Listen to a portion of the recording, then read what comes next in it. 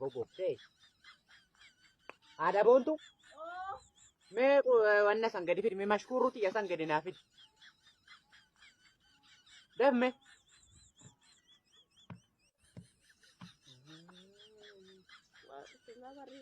Barii barraaqa maal jedhi fidi nan dhuga. Ben. Oi, engaddoon nu bakka kana irraati maaltu asiin gadi ga'e kan? Maalachuu barbaaddeera? Maalachuu barbaadde? Dhokattee dugda wanna kana. Abbaa boontu maqaa kiyyan balleessina. Maqaa kiyyan balleessini. Egaa ati dhugne mana kana maaltu rarree mo'aa beezila moo maa'ee naaf xadha inni keessa tannanee dhume. Arazimna raadana maal akka namtee ganda? Inni lakkii Yaata sammee waaqa kan hojjaafatu jaafu kan nuuroo dhashee kisitti nagarta. Yaata saabuna sammee afur kan hojjaafatu. Akkam anumaan dubbata. Sanuu tasammee inumaa galateeffachuu qabda kan nama na fakkaatutti kasi qaba. Sanuu nu tasammee wannooti.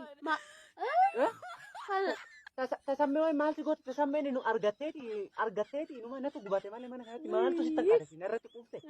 Naqumsite dhuguma naqumsite. Inumaa iyyuu furneetti otoo narraa achi deemte ani. Kubummaa naa wayyaa.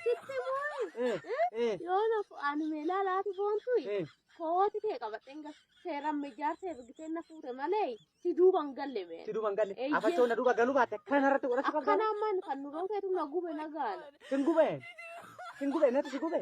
Ayi nan gubne. Amma deema ishee olteen. Ani waan na dhibe malee siifaan deema. Maaloo illim jedhi.